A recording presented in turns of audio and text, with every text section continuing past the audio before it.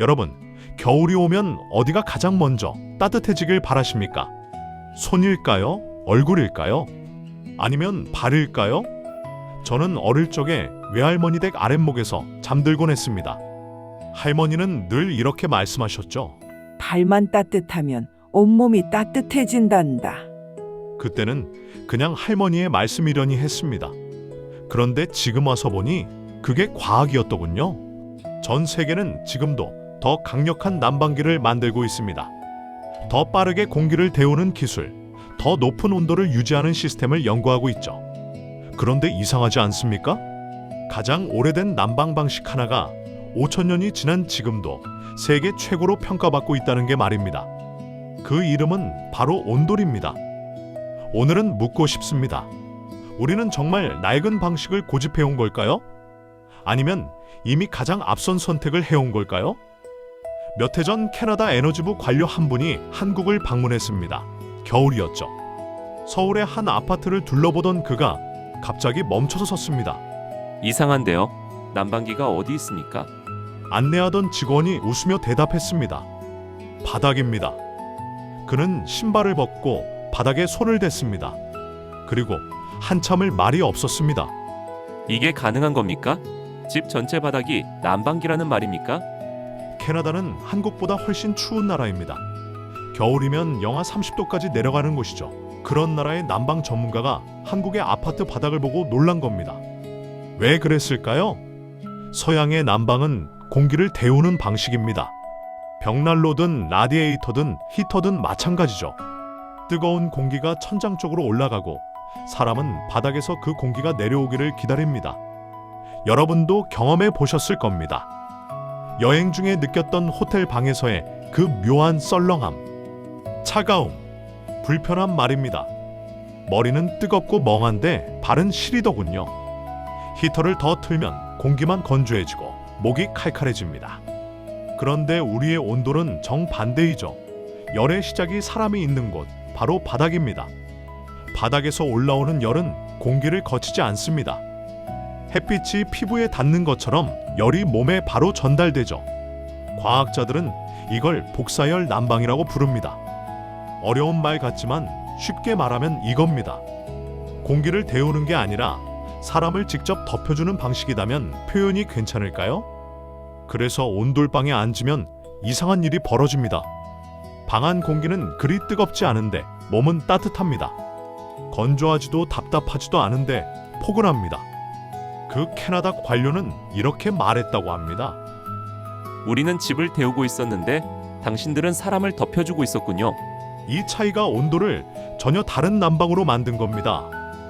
온돌은 고구려 시대 유적에서도 발견됩니다. 1000년, 2000년이 아닙니다.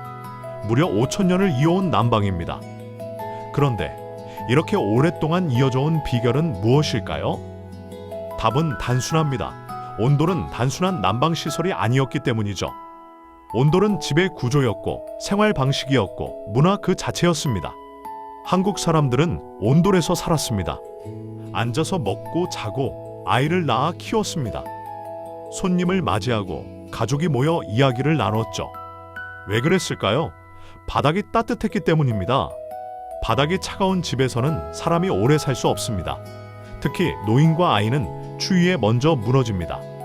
조상들은 알았던 겁니다. 집을 따뜻하게 하려면 천장이 아니라 사람이 닿는 곳부터 데워야 한다는 걸 말이죠. 온돌은 사람을 중심에 둔 문화였습니다. 건물을 위한 기술이 아니라 생명을 지키는 그 지혜였습니다. 많은 분들이 이렇게 생각하실 겁니다. 온돌은 좋지만 요즘 시대엔 비효율적이지 않나? 하지만 지금의 온돌은 우리가 알던 그 온돌이 아닙니다. 현대의 온돌은 스마트 온돌입니다. 외출하면 자동으로 온도가 내려가고 집에 들어오기 전에 미리 바닥을 데웁니다. 문이 열리는 시간, 전력 사용 패턴, 시간대별 생활 습관을 시스템이 스스로 학습하죠. 그런데 한 가지 정말 중요한 기능이 있습니다. 온도가 갑자기 떨어지면 알림이 옵니다. 난방이 꺼졌습니다. 보일러 이상 가능성이 있습니다. 거주자 확인이 필요합니다. 이게 무슨 뜻일까요? 혼자 사시는 어르신이 며칠째 보일러를 안 켜고 계시면 가족에게 연락이 갑니다. 말이 없어도 집이 먼저 알려주는 시스템입니다. 이제 온돌은 난방 장치가 아니라 돌봄 장치인 것이죠. 조상들이 아랫목에서 아이와 노인을 지켰던 것처럼 기술이 그 마음을 이어받은 겁니다. 이제 가장 중요한 이야기를 드리겠습니다. 관절이 편안해집니다. 나이가 들면 관절이 먼저 굳습니다. 무릎, 허리, 고관절.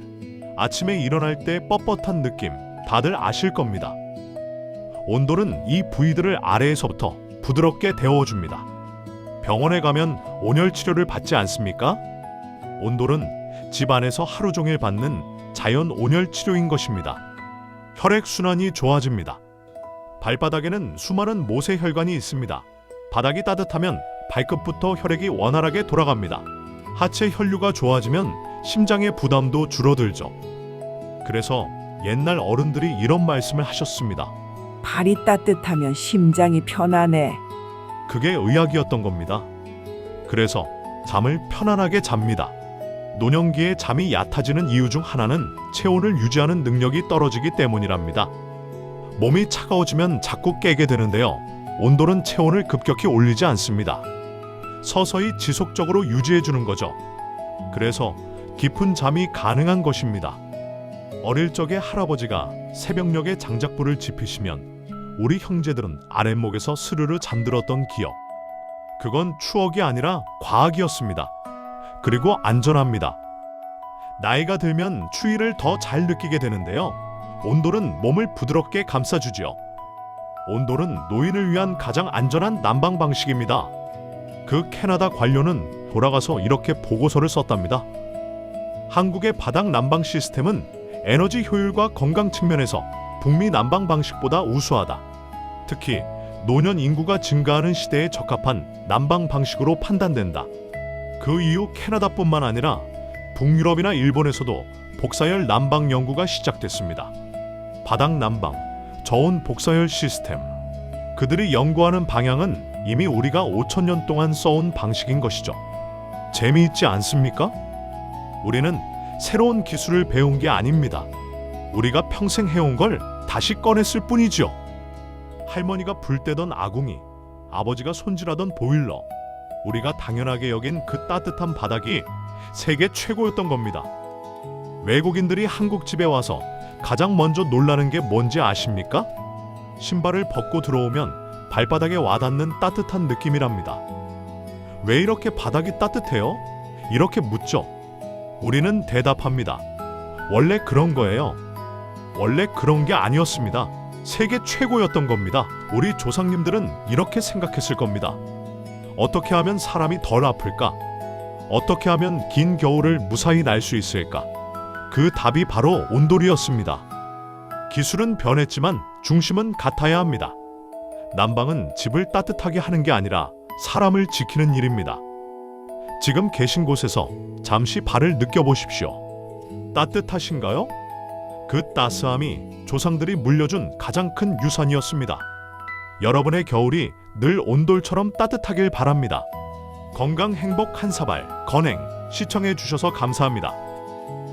화면 아래에 구독, 좋아요 눌러주시면 큰 행복이 찾아옵니다.